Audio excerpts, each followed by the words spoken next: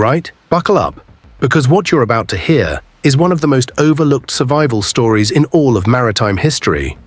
We're talking about pirates, real ones, not the ones from the movies with their fancy ships and dramatic monologues. We're talking about the rough, sunburned, salt-crusted buccaneers who roamed the open seas in the 1600s, days and weeks away from any port, under a scorching sun, with nothing but the ocean stretching out in every direction. And here's the thing, the ocean is full of water, millions of gallons of it, and not a single drop they could drink. Now, does that give you chills just thinking about it? Imagine being completely surrounded by water and dying of thirst. That's the kind of nightmare these guys lived with every single day out at sea. So how did they survive? How did pirates, men and women who had no modern technology, no water purification tablets, no fancy filters, manage to stay alive on voyages that could last months at a time? Well, today we're pulling back the curtain on one of history's most underrated pieces of ingenuity. This is what pirates actually did to turn seawater into drinking water in the 1600s. And trust me, the answer is way more fascinating than you'd expect. First things first, let's talk about why seawater is such a problem. You'd think water is water, right? Wrong, dead wrong. Seawater contains about 35 grams of salt per liter, roughly 3.5% salinity. Doesn't sound like much, but when your body tries to process it, your kidneys have to work overtime to flush out the salt, which means you actually lose more water than you take in. Drinking seawater doesn't quench your thirst. It makes it worse, a lot worse. And if you keep going, it will shut your body down completely. Old sailors had a saying for it: the ocean is a gift wrapped in a curse. You're floating on endless water, and it'll kill you just the same as the desert. Poetic, right? But not exactly helpful when you're parched and miles from shore. So what was the most important thing a pirate ship carried? You might guess gold, or weapons, or rum. And sure, those things mattered, especially the rum, let's be honest. But nothing, and I mean nothing, was more precious on a pirate ship than fresh water. It was literally the difference between life and death. Ships would carry enormous wooden barrels, called casks, filled with fresh water collected before departure. These casks were stored below deck, in the coolest, darkest part of the ship, to slow down the growth of algae and bacteria. But here's where it gets interesting. Water stored in wooden barrels doesn't stay clean for long. Within a few weeks, it would start to go green, then brown, then absolutely foul. The smell alone could knock a man sideways, and still, they drank it. Because what choice did they have? To slow down the rot, pirates and sailors developed tricks that sound disgusting by today's standards, but were actually pretty clever for their time. One of the most common was dropping a piece of silver into the water barrel. Silver has natural antimicrobial properties. It kills bacteria. They didn't know why it worked, of course. They just knew that it did. And in the world of piracy, if something works, you don't ask questions. Another trick? Adding a small amount of alcohol to the water. Rum, wine, beer, whatever they had. The alcohol slowed bacterial growth and made the water slightly safer to drink. This is actually one of the main reasons why rum became so deeply associated with pirate culture. It wasn't just about getting drunk and causing chaos, though that certainly happened. It was about survival. A barrel of rum mixed into the water supply could keep a crew alive long enough to reach the next port. But what happens when the water runs out completely? What happens when a pirate ship is caught in the doldrums, those maddening zones of no wind in the middle of the Atlantic or Pacific, and they've been stuck for 3 weeks with nothing to drink? That's where things get really clever. That's where we start talking about one of the oldest and most underappreciated technologies in human history: distillation. Here's how it works in plain terms. Seawater is basically fresh water with salt dissolved in it. Salt doesn't evaporate. Water does. So if you heat seawater until it turns into steam, and then collect that steam and let it cool back down into liquid, what you get is pure, drinkable fresh water, completely free of salt. Sounds simple, right? Well, yes and no. The concept is simple. The execution on a wooden pirate ship in the middle of the ocean with limited materials and a crew that might not know what they're doing, that was the hard part. What pirates actually used was a basic version of a device called an alembic. a type of still that had been around since ancient times, originally used for making perfumes and medicines in the Arab world and later picked up by European alchemists. By the 1600s, the design was well known. It consisted of a pot or flask for heating the liquid, a curved tube through which the steam traveled, and a collection vessel at the end where the cooled steam, now liquid again, would drip out. Now, does that sound like high technology to you? Because it was anything but. On a pirate ship, these distillation setups were often improvised, cobbled together from copper pots, lead pipes, and whatever else was available. The whole thing would be set up over the ship's cooking fire, which was itself a dangerous business on a wooden vessel. Fire on a wooden ship at sea was one of the most terrifying things imaginable. One spark in the wrong place, and the whole ship could go up in minutes. But thirst has a way of making people brave, or just desperate, which amounts to the same thing. So the process would go something like this. A pot of seawater would be placed over the fire. As it heated up, the water would start to evaporate, turning into steam. That steam would rise up and travel through a tube, often a bent copper pipe, that passed through a barrel of cold seawater on its way out.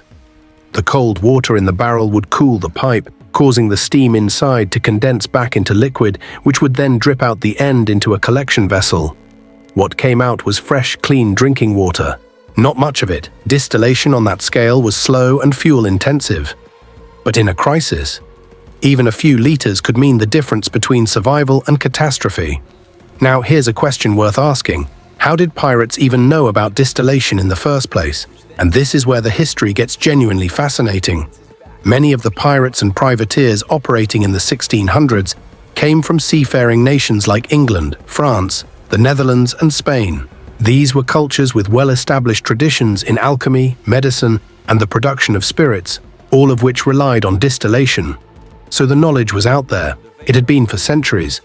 There's also strong evidence that European sailors first learned advanced water purification techniques from Arab and North African maritime traditions, which were significantly more sophisticated. Arab navigators had been distilling seawater on long ocean voyages for centuries before the golden age of piracy. When you think about how interconnected the Mediterranean world was, with trade routes, raids, and cultural exchange happening constantly, it's not surprising that these techniques spread. And here's something most people don't think about.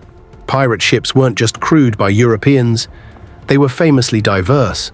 You'd have men and women from Africa, the Caribbean, Asia, and the Americas, all sharing knowledge and skills. The image of a pirate crew as a bunch of rough Englishmen is way off base. Real pirate crews were some of the most culturally diverse groups of people on the planet in the 1600s. And that diversity of backgrounds meant a diversity of knowledge, including survival skills that could save everyone's lives. Does that change how you picture a pirate crew? Because it should. These weren't just outlaws. They were, in many ways, extraordinarily resourceful and adaptable people living at the absolute edge of what human survival looked like. Now, distillation wasn't the only trick up their sleeves when it came to water.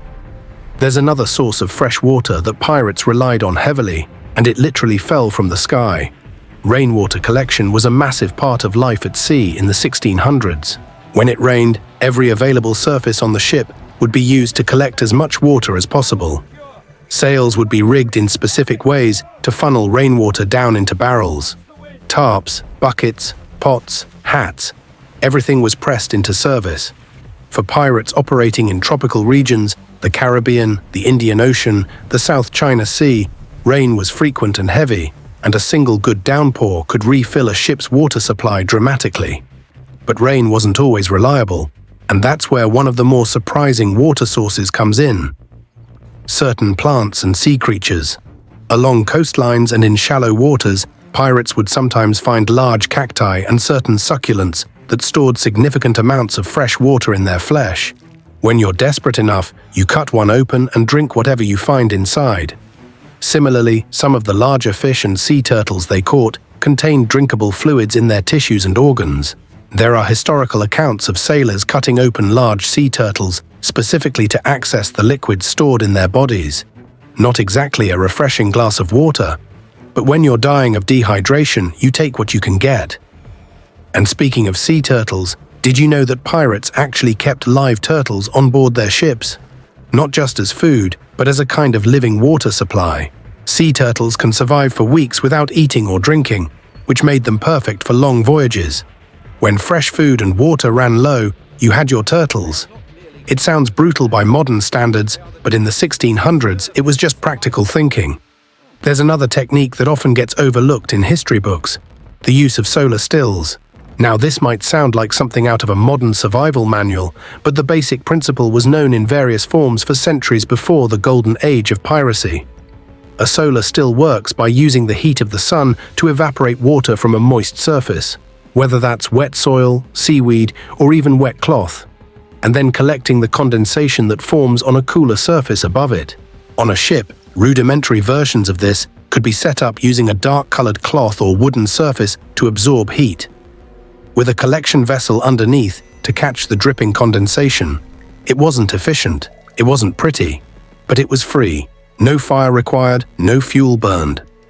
Now let's take a step back and appreciate just how mentally demanding all of this was. These were people operating in life or death conditions, with limited resources, no formal scientific training, and often in a state of physical exhaustion. And yet they figured out, through trial and error, through shared knowledge, through sheer desperation, multiple methods for extracting drinkable water from one of the most hostile environments on the planet.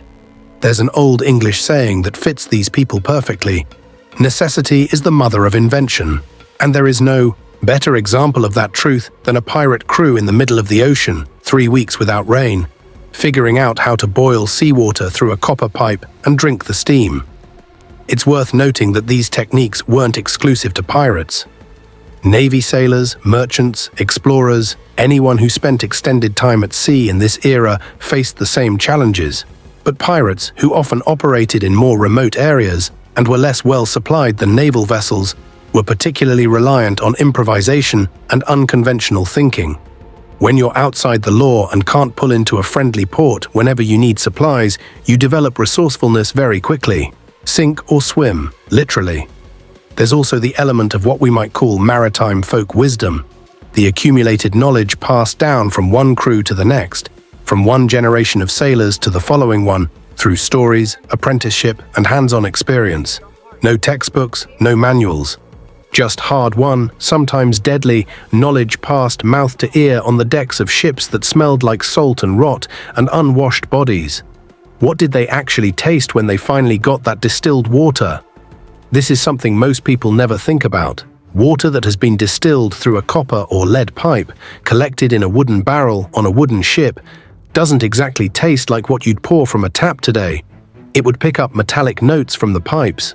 It might have a slightly smoky quality from the fire used to heat it. But to a man who hadn't had a drink in days, it would taste like salvation. Every single time. And here's something that might blow your mind a little. The same basic distillation principles that pirates used on their improvised copper setups in the 1600s are still used today in modern desalination plants that produce fresh drinking water for millions of people around the world. The scale is unimaginably different. The technology is vastly more advanced. But the fundamental physics, heat water, collect steam, cool it back down, hasn't changed.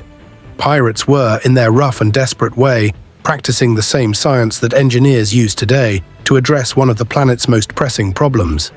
Is that wild or what?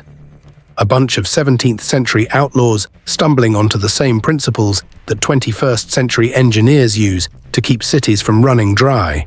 History has a way of looping back on itself in the most unexpected ways. Now let's talk about something that doesn't get nearly enough attention: the human cost of all this. Because for every clever distillation setup or rainwater collection system, there were still crews that didn't make it. That ran out of water before they could reach land. That were caught in weeks-long calms with no rain and no way to generate enough fresh water to keep everyone alive. Dehydration is a brutal way to suffer. It affects your mind before it takes your body. The confusion, the hallucinations, the desperate decisions made by people who are no longer thinking clearly. There are historical accounts of sailors on the verge of dehydration drinking their own urine, which, contrary to popular belief, makes dehydration worse, not better, for the same reason seawater does. The salt concentration in urine is high enough that your kidneys still need to work overtime to process it. But when you're that desperate, you're not running calculations. You're just trying to survive the next hour.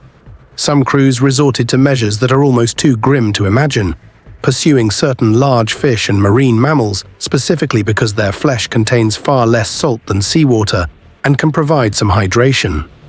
Sea turtles, as we mentioned, were prized for this reason, and certain types of large fish, when freshly caught and consumed raw, contain enough fluid in their tissues to provide meaningful hydration. Pirates and sailors who knew this, who had this knowledge from experience or from older crew members, had a real survival advantage. Does this change the way you think about life at sea in the 1600s? Because it should. There's something deeply human about this story. The ingenuity, the desperation, the improvisation. These are things that speak to the very core of what it means to be alive and fighting to stay that way.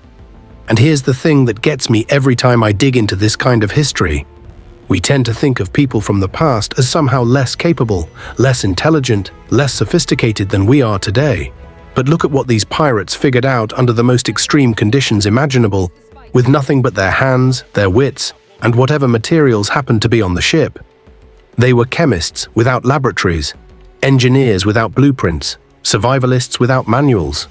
The golden age of piracy, roughly from the 1680s to the 1730s, was an era of extraordinary human adaptability.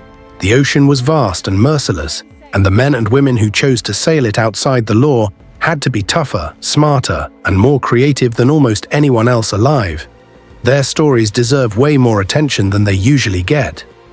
So the next time you turn on a tap and watch clean, fresh water pour out without a second thought, maybe take just a moment to think about the pirates, the ones who boiled seawater over open fires in the middle of the Atlantic, the ones who rigged their sails to catch rain, the ones who figured out, through blood and sweat and desperate necessity, how to pull the one thing they needed most from the one thing that surrounded them entirely and would not give it up without a fight.